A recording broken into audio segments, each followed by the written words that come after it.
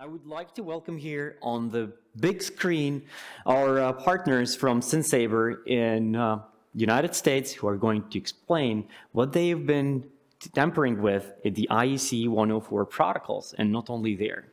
So Caleb, welcome to the stage, and the crowd is yours. I appreciate it. Excited to be here. Financial econometrics. Really going to spend some time trying to put two seemingly disparate things together as best as possible.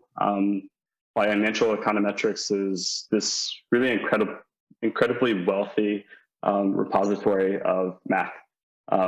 People discovered a long time ago that if you apply math to curve, you can make more money. And so they just kept doing it. And so all of those resources are available to us. And IEC 104 is a protocol that is leveraged by Industroyer. And the behaviors of the protocol are studied. And the math seems to align fairly well in certain cases. So we're going to go through kind of the gaps in financial econometrics, but I know you guys just spent a lot of time listening to curves at a micro level, which was incredible. This is going to be more of a macro view, and how do you analyze curves from a just a higher level. So, a bit about me. Background is chemical engineering. Spent time in oil, and then moved over to incident response, mostly with utilities. So heavy focus on generation, distribution, transmission. Most of that was focused on kind of a sister protocol. And then penetration testing, where I spent a lot of time reverse engineering protocols. So I really enjoy studying how machines talk. Yeah, excited to dig in with you guys. Quick agenda, Industroyer 2 attack model. And then we're going to go into baselines. It's in quotations because it's often misrepresented, and there isn't a consistent definition for it. But then we're going to go into econometric time series and then kind of detection results. I tried to predict curves and have some interesting output for it. This is a work in progress. No model is perfect. And as I gain understanding of the lab system, the models get better. So yeah, it'll improve over time. A little background though on Industroyer and Industroyer 2. 2016, you had kind of an actual successful impact, which is very rare in industrial control systems. There's a lot of barriers to success before you get into the process domain, and even after. These systems and machines were largely designed to be tolerant to engineers making mistakes. So someone who doesn't know the system very well, it's very easy to trip up and make a mistake, but they didn't. And it had multiple protocol configurations, but one of them was IEC 104. I will make the links available to all these resources, but you have tons and tons of IOCs that were reported out of this, most of them host-based, and then analysis of the malware, which kind of said, here are the capabilities of the protocol. And they do have a good understanding of the protocol. Within that, there are some elements of payloads that would be scanning for IOA ranges, looking for sequences, shifting the formats of IOAs. That does detail either a lot of host level information gathering or network level information gathering. And if we look at the evolution, this happened again, and they weren't successful this time, but now you have a whole new wave of security vendors who have analyzed the newest Industroyer, and you have another layer of IOCs, most of them host-based. The network IOCs for this are typically in stage. It's very rare to see behaviors. And in all of these reports from security vendors, there was a noticeable lack of curves. I will keep saying curves, but there just weren't many. There actually were zero that I saw, because the protocol behaviors, while they are a part of the detection, are just notoriously difficult. We'll go into why in a little bit, but they're still trying to find vectors in. Yesterday, there were presentations on things that you can do to bypass Mathis. So there's a lot of research on impact level analysis, and you also saw that there's exfil capabilities and various methods for that, but they're continuing to try and find their way in. And a lot of the time in this analysis, it's C2 detection, which is often difficult to detect through baselines as well due to jitter and other cobalt strike functionality. So you would expect the research in both Industroyer and IEC 104 to increase over time, but it really doesn't. It's fairly static from 2016 to now. It's also a lot of the research, is located in specific European countries. It's not a globally studied protocol. When you look at the other protocols, DMP3, MMS, GOOS, those are a bit more studied. There's just more research on the behaviors. But the source of the behaviors, again, I will make these available, is incredibly fascinating. IEC 104 is very unique compared to DMP3 in its leveraging of the TCP stack in the way that it structures data, its consistency in data. There's just, they looked at interpacket arrival times as a measurement for systems. They looked at flow lengths, which, there are variable flow lengths in these systems, which makes flow analysis slightly difficult and baselining even more difficult. And then really a lot of this is built off of network theory. So Poisson models, just very things that were studied a long time ago and studied mostly with IT systems. So, I wish that we could apply all of the DMP3 research and the IEC 61850 research to the IEC 104 traffic, but they are different. They have different patterns, and we'll see some of those later between Modbus and Siemens, and just how the protocols are just variable at a macro level. If I was to summarize all the security vendors and all of the attack detection from more of a research focus, there's a lot of dwell time in these systems. They're in there for a while. They're gathering information. They have to understand the IOA ranges. They have to understand the values that are output of IOA queries. And all the IOCs are typically written by security vendors sit at that command injection level, where it kind of leaves the analyst in a bad spot.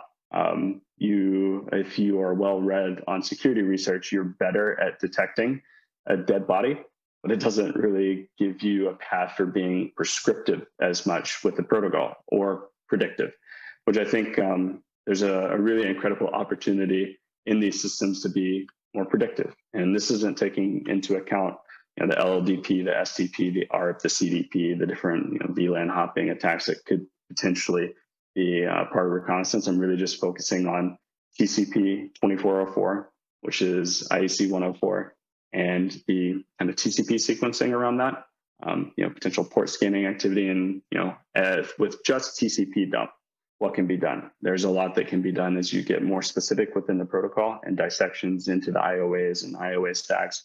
But there's a predictable pattern for how this occurs, and I definitely oversimplified it here. But in this period of scanning and reconnaissance, what can we do when the traffic is very difficult to baseline? We'll get into why. But what does make IEC 104 interesting? It has specific sequences for different tasks within the protocol. And it also has a similar thing to DMP3, where the process can dictate spontaneous messages, and there's research on interpacket arrival time between spontaneous messages to see even process level changes over time. But it's often a repeatable sequence and with predefined windows that you can identify.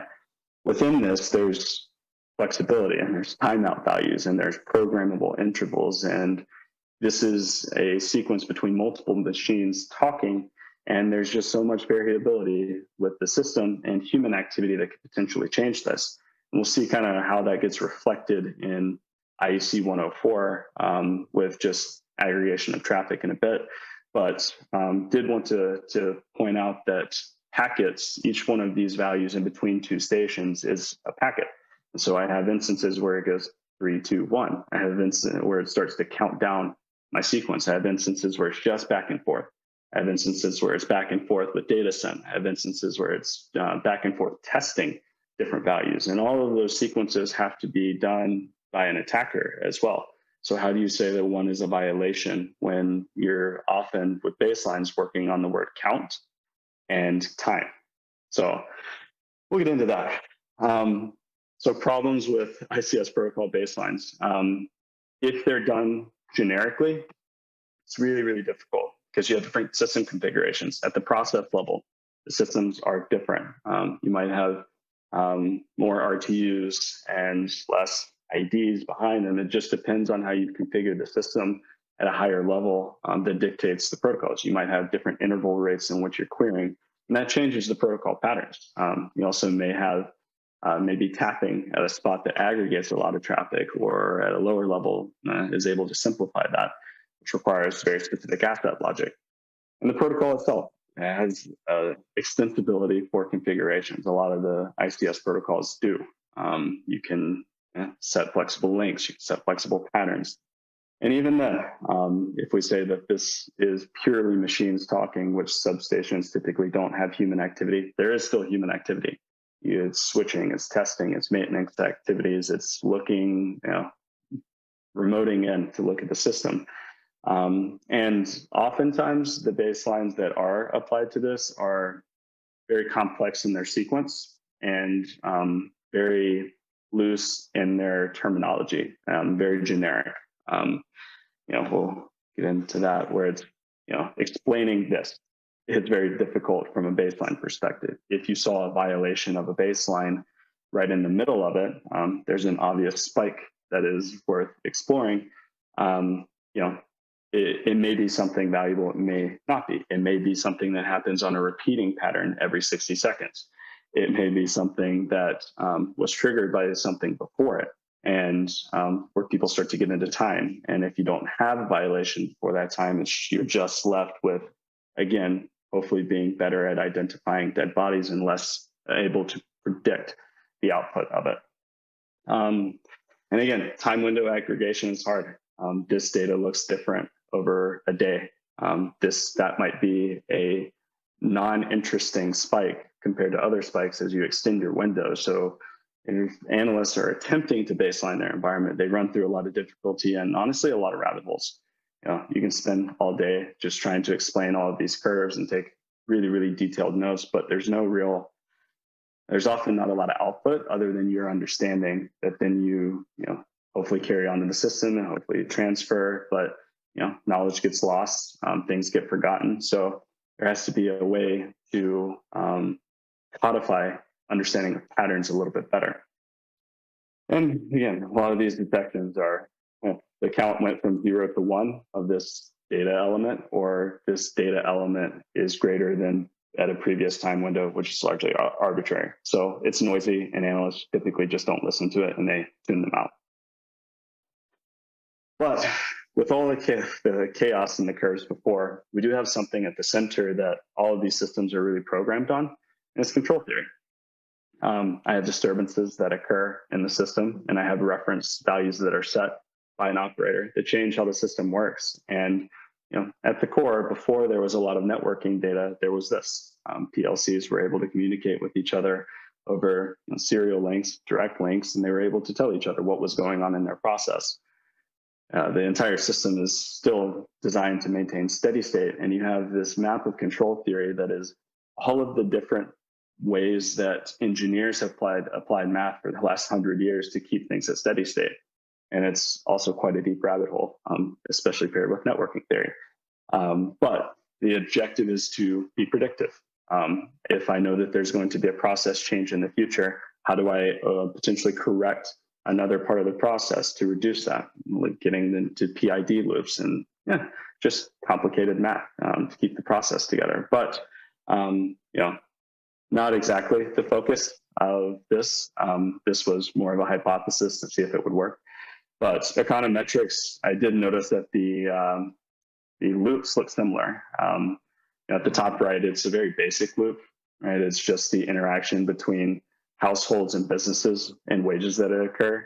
It's like there's no central bank supplying money. There's no, military spending. There's nothing associated with that. But all of those disturbances and changes to set points have also been studied for a really long time. And that's where kind of this financial econometric math comes in, where even a simple loop up at the top has enough elements within it to be predictable over time. And that is showing an understanding of the behavior. The dashed line is a prediction. the actual is the solid line. And the closer you get, the better, and the better your understanding of the data. But we're still just trying to forecast future trends based on a segment of traffic that I have in a substation. Can I say that another segment of equal length is the same? And if there's violations to that, is it a process or is it human? And those are kind of the questions that get more easily sussed out the more refined your models get. But all of this has kind of boiled to what I would say is the current pinnacle of data science and math right now. Or if you go to the forums for Numer AI, they've basically said that they can beat hedge funds without any information on how markets are really operating from news, right? They're not getting like crazy Bloomberg feeds or anything like that. They're just trying to take strictly the ordinal ranges on different features and say, can you map your way into the right model? And we get to learn from those guys because based on the forums, they've failed a lot and they've raged a lot and they've given solutions to their problems. But, kind of going through what I started with, the data looks stationary. We'll get into that in a second, but which kind of put me into this specific model where I'm looking for autoregression. I'm looking behind to say, are the things behind allowing me to predict the future? And there's a moving average model. We'll get into why that's kind of an issue. And then ARIMA and then ARIMA, which has a seasonal component. But I really, really like the cycle of taking a theory, like control theory, taking activity, like actual traffic, and then behaviors, which is very specific to protocols pretty often, collecting packets, running statistics, and then, doing a calculation model, doing parameter estimation, doing model checking. Going through the whole process has been really effective for rapid data understanding, especially as we go into disparate systems. But this is also not a new idea. As I was researching this, I found a paper in 2008 that did the same, but they were looking at IT traffic, which I think is more difficult. OT traffic, while the protocols have their own behaviors, we are typically looking at programmed machines talking to programmed machines and isolation of human activity and abnormal human activity when the majority of the traffic is the machines, versus saying, here's a lot of human activity and I need to identify abnormalities within that. So I think we have an advantage with ICS where we'll go through some of the protocols. There's a lot of consistent protocols that can be baselined out in very easy ways. IEC 104 is just not one of those, but yeah, it is not a new idea, just a different application to different data sets. So econometrics language. This is data from a lab. This is 2404 traffic, and it looks a bit chaotic. This is aggregated into specific windows over a day and counting the occurrence of value, which is tied to kind of baseline theory and how a lot of vendors do it. But as an analyst, I identify the peaks. I see a lot of peaks. I don't know if I would set anything as a violation of abnormal. And then I identify the values. I'm seeing some zeros. So that means that like within the intervals, there are periods that it's just not speaking. So it has a longer interval period. So I might want to expand my window, but I don't see any trends. I see some ups and downs, but overall it looks fairly flat in terms of the distribution towards the middle. Again, we're going back to this term of stationarity of really, I'm trying to decide, are the statistics of the protocol consistent over time? Is my variance changing a lot, like incredibly abnormally? Not crazy in this case. The moving average is fairly consistent across, and I'm not seeing ups or downs. Really, you're just trying to say, is there no trend? And there's some things that you can do if there's trending data, but networking data typically isn't trending unless you're doing network work or expanding, stuff like that. But that's usually short-lived and then it flattens out again. There is a lot of things that involved in stationarity calculations of differencing logs to get the data to look like this, but it already looks like this for us. So we get that as an advantage as well. So when we talk about autoregression based on the image before, we're really just looking at lag, right? How far back do I have to look for statistics to correlate to a current value? And as I essentially move that value, does that value change? And so it's just a summary of a lot of that. Very simplified terms, but that's it. It's really just a correspondence of lags and statistics. And then I have my moving average model, which is really my ups and downs. While this looks fairly chaotic, when you look at the volume of packets, the majority of them actually do hit kind of a consistent rate. And you might have different systems operating on different intervals that cause the variation, a lot of different things, which is part of the difficulty of splitting the data. But I have a lot of instances where it's right about at moving average, which does affect a lot of the models. So, but it is the sum of the errors between the moving average and what you're actually looking at, which is the variance. And then there's this last one, which spawns off of autoregression, but it's called heteroscedasticity, which is a mouthful. But it is really looking at is the volatility of this, which this does look fairly volatile, related to something else in the system. And it actually ended up not being perfect. There are some other models that do this better, one being Granger causality, but this was the test. So this is, I took the data and I summarized it as a percentage of other traffic, right? So more of a bandwidth calculation to see if bandwidth shifted a lot during a time of heavy human activity, and if you could identify variations in those patterns. Last thing is correlation. We talked about lags earlier for autoregression, but really you're looking for geometric shapes. If I see a decay, that's basically saying that the further the lags are away, the less important they are to my current data set and to my current predictions, which in time series is really, really important. It also makes time series a little different than a lot of other machine learning models because of that factor. The further away you get, if you're calculating things because of moving averages, it typically drags things down into a flat line. So you have to kind of find proper windows and iterate within windows a bit more effectively.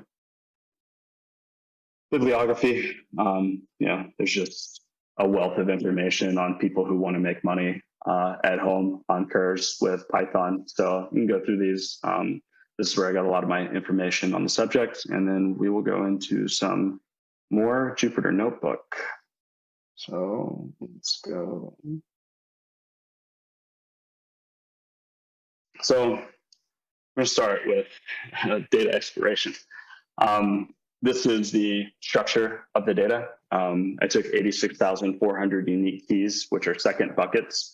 And then I just did the count of different protocols kind of as they're going through the buckets and said, TCP 2404 is hitting this key within the second, this number of times. You can go smaller to microseconds, you can go larger, 10 seconds, minutes. We're going to do a bit of that to show like shifting time windows.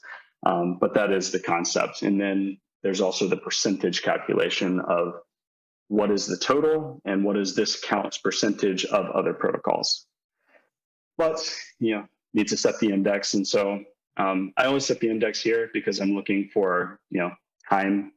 Sometimes you see that very easily in operator shifts. Someone comes on, you see a lot of chaos, they're logging into systems, they're doing their alarm clears, whatever, looking at backlogged alarms that the night shift didn't clear. And there's human activity that typically is correlated across a day. So that's why I kind of picked this time range. But just looking at this, there's some consistency in 2404, which is IEC 104, but there's a lot of ups and downs. And within a day, there's still a lot of zeros, which would really change how the mean gets calculated. If I look at Modbus, where earlier we saw the sequences in IEC 104 were very complicated and very specific to the functionality, Modbus operates very strictly on request response. I'm polling for data, I'm retrieving data, and it's mirrored in the way that the protocol is represented, minus this spike, which is something we'll get into in a bit. It's very interesting seeing the percentage at a high rate is capped, but it seems to be drugged down by other protocols. It's never really upping itself except for right before a spike, which would make me think things are correlated. And then if I'm looking at Siemens traffic S7, it's a similar kind of concept of, these protocols they have very regular intervals, but over the course of the day, I can't really bind it to anything seasonal. I can't say it's like at these specific intervals very consistently. Yeah, it's just difficult to pattern these out as an analyst and baseline them. As I start to expand my windows, this is the curve we saw earlier. There becomes different observations of patterns. Why is my 10-second percentage that much different than my second percentage? It's because different protocols operate on different intervals, so that can change how you baseline, change how you pattern. You still see that this is being drugged down by something, right? At some point, there was a large spike in traffic that is abnormal to the environment, which in this case ended up being HTTP access to the environment, but around this time. And so I only have to look at one curve to be able to see that there was something really abnormal in the system that isolates my time window a little bit better. And as you go down, the curves start, continue to change. And there's behavioral analysis that could be done on each one. As you start to expand your windows, you get more flat lines over time. Keep going, and each protocol kind of maintains its chaos a little bit. As you expand the windows, 502 is about the same. And you're still able to notice a dip, but as I expand my windows, that dip gets smaller. So again, this time windowing issue and what you set from a baselining perspective becomes more and more complicated the more data that you retain. And if you are not, if you're looking for potentially a couple of packets, this easily gets baselined out and looks like just a small blip on a radar. When as we go up, this looks like a large impact. So enough about the curves. We're gonna go into more of the prediction side of it. This is where we can start to say, specifically with 2404, am I able to detect, any changes, or is there a predictable pattern? And then can I predict changes in the volatility of the system? And is that reflected in the protocol? Could I do detection of just one protocol and get others with it? So the two models I use are AR and GARCH. I explored ARIMA and some other seasonal things, but there's not as much chaos in the system as I expected, but there's also a bit more in different ways. So again, looking at the plot over time, I want to calculate kind of mean statistics and rolling windows just to start. It's just like things that I do initially to try and pair out a day. And say, where are the areas that I might get in trouble with my prediction windows? And so these are just additional statistics to throw on top of a count. And, I do see something that looks like in the middle of the day, there's almost a folding effect of a split where these look fairly similar to this looks very similar to this, and sometime in the middle of the day, there's a split. So this would make me think that half the day might be mirrored on the other. It's a hypothesis. This is continuously iterable, but just some features that I'm looking for within the data. This is a geometric decay, but this also shows some problems with the model, because as I expand my windows, I do start to see cyclical patterns, and I see periods where there's increasing correlation and periods where there's decreasing correlation at a count. The standard kind of time window that you're looking for on these is closer to 100 seconds and or 100 periods. And this looks much more like a correlated ACF plot that finance use. I see the decay, I see intervals at consistent rates, which shows seasonality, but it's very extended seasonality, and that changes over time, which is why the model kind of gets violated. Is that as you increase time windows, there becomes more or stronger correlation, still less than the original. And the way you filter that out is with partial plots. So I can look at the partial plots over time. I still see that my largest related lag is within the 200-second period. So nothing super crazy, but if you drop the value, okay, I'm still seeing about 20. I see like a duplicated value, which might affect how I would select in order for the system, which comes in later. But I'm really looking to say, is this data stationary, and what are the values where things are correlated strongly? It's still the same count values, just different representations of the information. And so there's an AD Fuller test.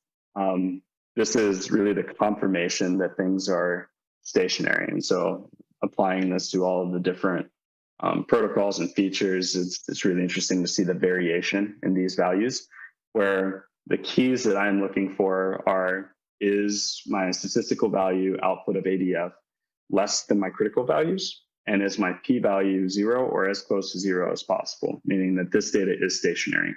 If I don't get that, I have more work to do. And that is part of a bit more of kind of art, kind of science, where do I difference, do I double difference, do I log? And that does require data understanding. But fortunately, our data is typically stationary for ICS protocols. So nothing crazy there, just kind of confirmed it, but it does give us a number of lags. And if I look at the plots over here, 66 isn't exactly correlated. There's an argument to say that that's the last one close on the PCF chart that would be impactful to the system. Everything, there's a sharper decay after that. And that's kind of what you're looking for. This is interpreted often. This is an automated way to do that. But even so, it's not necessarily perfect, and you have to change values within this rather frequently. But what if I just use autoregression? Just to not go too far down the deep end, ARIMA modeling often ended up with seasonality calculations of 0, so it was non-seasonal because of the extended windows.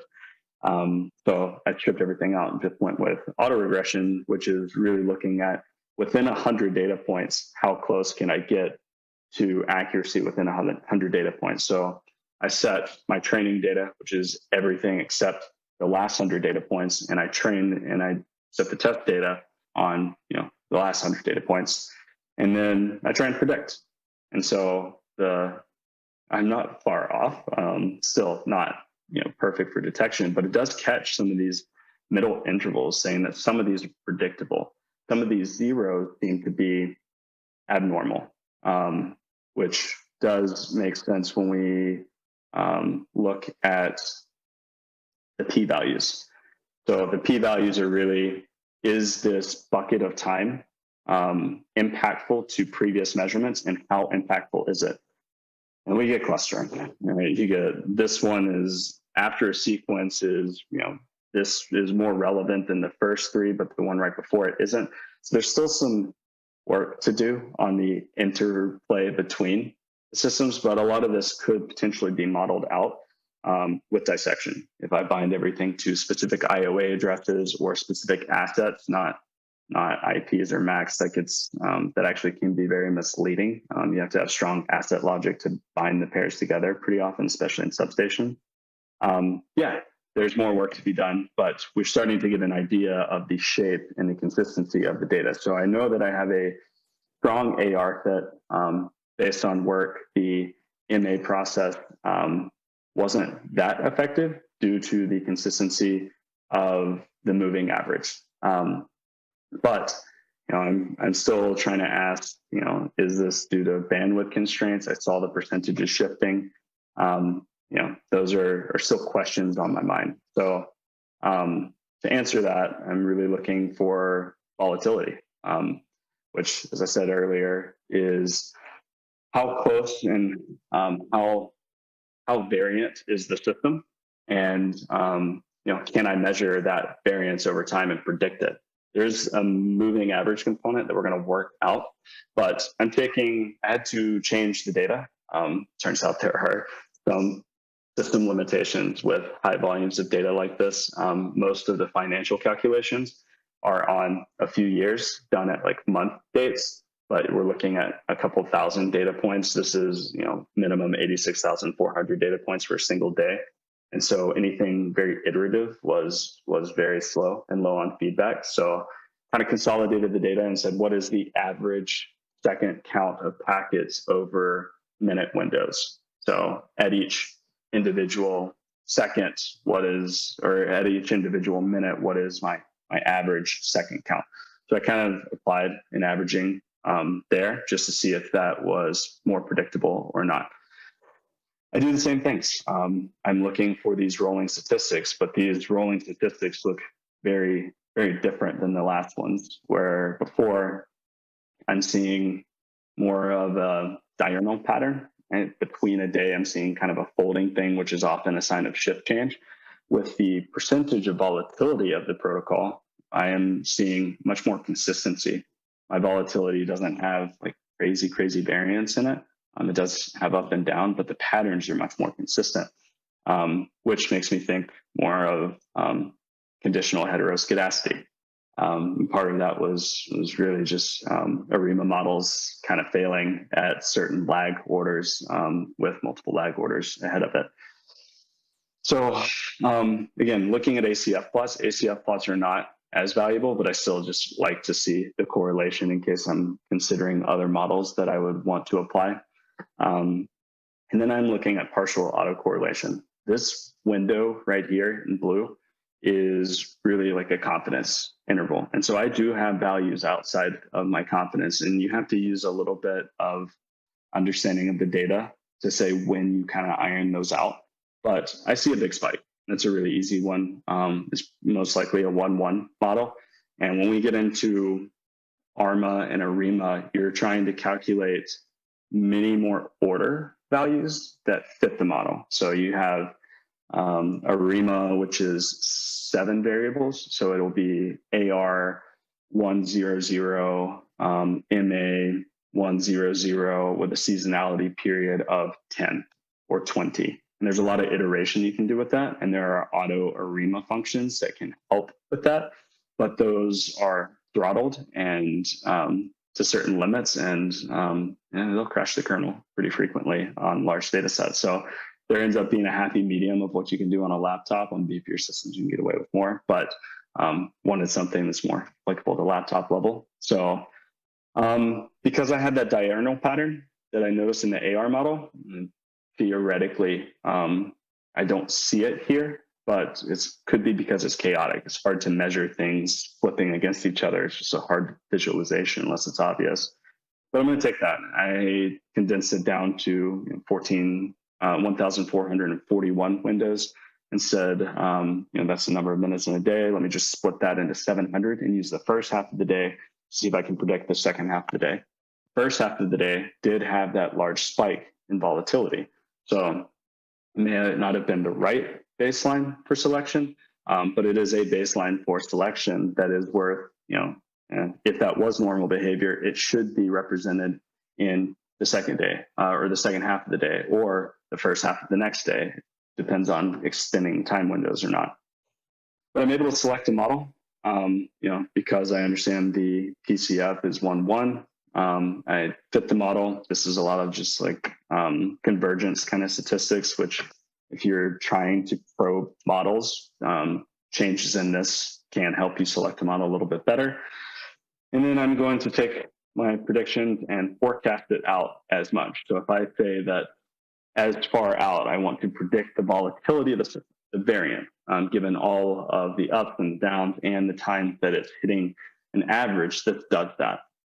But what you get is a flat line because the further you extend the window, the further that moving average drags down the chaos. And it's like I see many more points that are hitting a count value that's closer to the average than not. And I'm able to hit that average pretty quickly and write it out.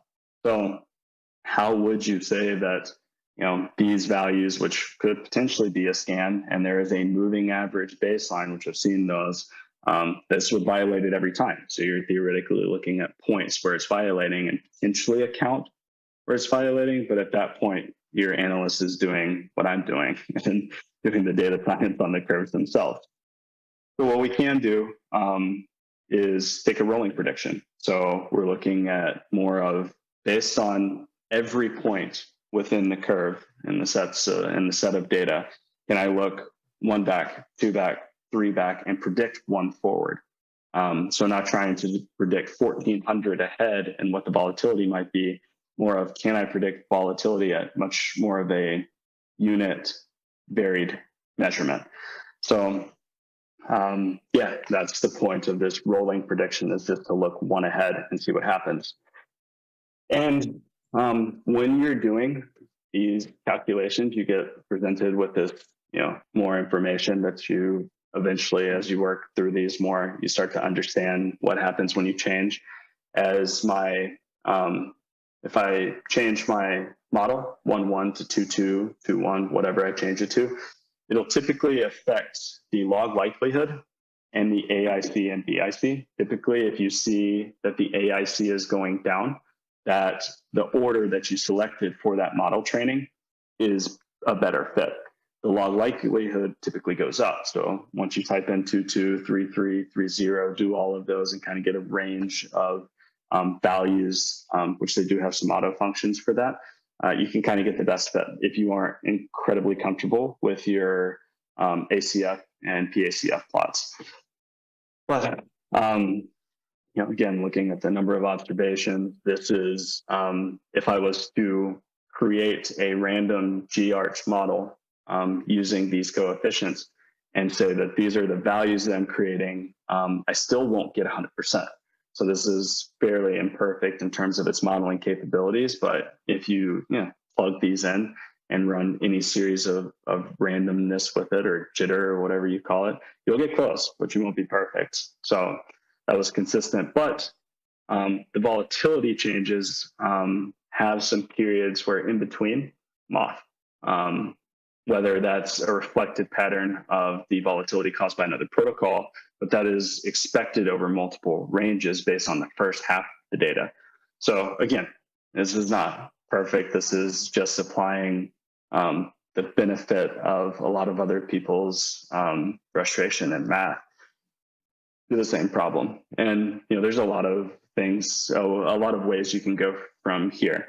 You can stick with much more strict moving average models and try and isolate everything down to a Modbus level, which between certain systems, you don't see as much variability. So you could bind everything between assets and say, here are all the conversations that are going on in my system. Some of them are volatile, like between a HMI and an authentication server, something like that.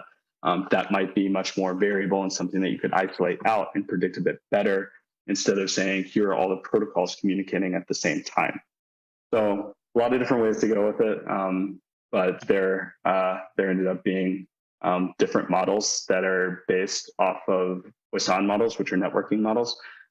Granger causality being the one that ended up working a lot better. This is just the one that I was hypothesizing. So answer to detection, no, it's not the right model. But is there compelling evidence that this is a valuable path to go through and try to continuously automate and potentially fingerprint protocols based on their adherence to financial models? I think absolutely. So I really, really enjoy studying these systems. I like reverse engineering them, but studying the curves is something that's not commonly done. So wanted to present this to you guys. Would love to take questions on anything I may have missed, and yeah. All right, thank you, Caleb. Let's go and have some questions for sure. And while you are here as well, the audience, please do, if you have any questions, please do raise your hand, and we'll ask your question as well to Caleb. So let's start with a few of my questions.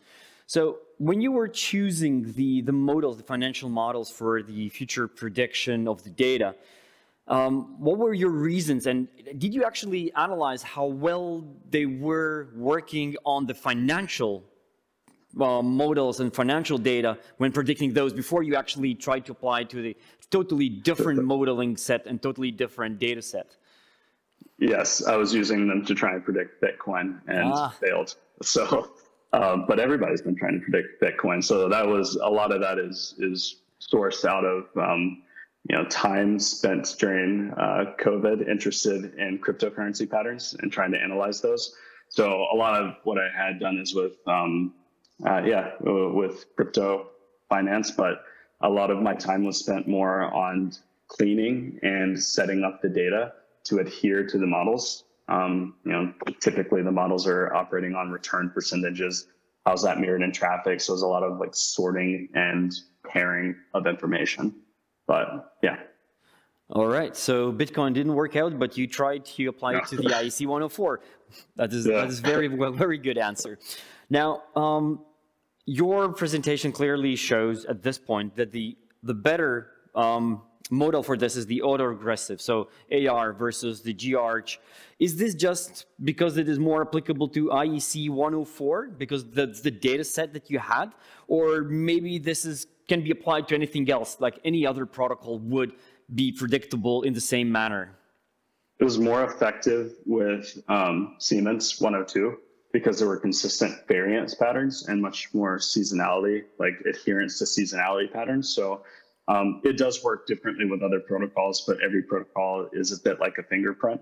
So, you know, depending on the system, depending on the configuration, there's a methodology for filtering things out and isolating the variability, but there's less variability between, you know, two systems talking than one system and multiple systems because they're all programmed on different loops, typically. So in this case, they were programmed pretty differently. So you're getting overlaps with those buckets a little bit. And yeah, that can be isolated out depending on the system more than the protocol. All right. So when you're doing the prediction and you're feeding the data into the model, doesn't matter how much historical data do you feed into this. Does it make sense to feed, like, I don't know, 3 days of worth of data or versus 10 months worth of data? Would this make your prediction better, or that is also the caveat of having too much data there? So that's the fine line, and bricking the kernel for Jupyter Hub is usually your limit, and that it depends on system requirements. So I have a pretty beefy non-laptop system, which has allowed me to run more, but if I scaled it down, it didn't run as well. So theoretically, a big data system in the cloud solves a lot of these problems, and you can do that. The other thing that I was looking at is if you change the buckets and change the sizing windows, is that an effective way to reduce data from the analyst's perspective, which also shows a bit of understanding of the data, and can you use that? And the GARCH was not terrible when I bound average seconds to minute buckets as a method. So I could take every minute over the course of 3 days, or I could take every hour over the course of 3 days, but you're losing a lot of that individual variability that's within a second. And most PLCs are programmed within the 20 to 50 millisecond level. So really, you're trying to operate within a single second and pair from there. All right. We have one question from the audience.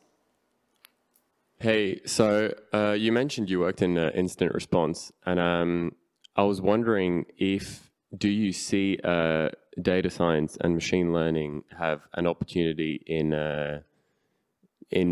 helping incident response in any way? And if so, what kind of problems would there be with attributing incidents such that they could be fed into models such that you could get a relatively accurate prediction for whatever you may be using it? Yeah, so that's one thing that we are working on at our company, is the ability to provide users with baselines, right? If I'm looking at a set of curves and I set a high and a high and a low and a low, then I'm basically doing what operators do in the system of programming alarms that are custom to the system. I think feature extraction based on the customization element of that is really valuable. From an incident response process, a lot gets lost in the tracking of information between analysts.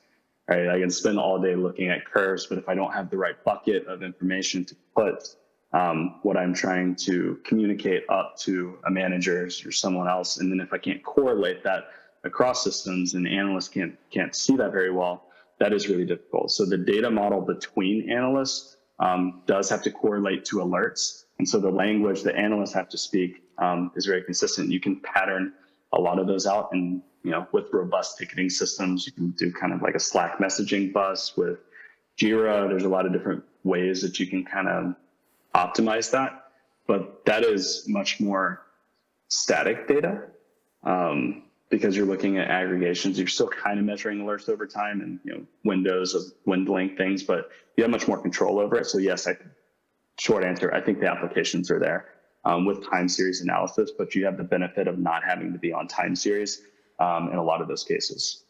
All right, and I do want to emphasize that whatever you have currently designed and modeled will be eventually implemented into your production devices. That's so, right? Or there's different levels of integration, right? If you're trying to do state space calculations and you say that's the model, you're trying to run it on every second, doing that at the edge is complicated. So there are things to work out, but in terms of processing data, this is a primary way that we process data when we work with customers is what protocols should you care about that are on moving average, right? That's a very easy one to apply. When you get into more of the volatile protocols, that is less easy to predict. So analyst time should be spent more on that because it's just easier to hide in. So if you're looking for insight into chaos in the data, like what can you isolate out from an analyst perspective that allows them to focus on the harder protocols like IEC 104. All right. So you mentioned in your talk as well, and in our previous discussion about Industroyer 2 or Industroyer malware or any malware that is actually customized or developed to have an impact on the industrial control systems. Now, looking into the future, maybe near future, which protocol would you say would be the attacker would be going after? Is that still the IEC 104 plus DNP3 or 61850 or maybe others like we've seen OPC being abused? If now, because you are in the security perspective, you would have to do this prediction. Now, feeding into your prediction algorithm that you are as an expert, what you would predict? IEC 104 is probably the most interesting one because you can hide a lot of port scanning activity and a lot of like discovery activity that's just normal baselines do not catch and are noisy if you alert on everything. So it's just, if you're in the network, it's very hard to detect that. I do think that there's been some recent research on LLDP, CDP, SDP in terms of substations operate over WAN aggregation points. And there's a lot of networking in between a control center, transmission distribution, and the actual substation. And so those are kind of the layers where I'm digging into right now to see if there's potential for reconnaissance through that and what the limitations are. So between IEC 104 and the supporting protocols, that's kind of where I think the Eye of Sauron would be. All right. Well, thank you, Caleb, for joining us live. And I know it is relatively early morning, and I wish you a very, very good day. And I hope to talk to you very, very soon. So thank you.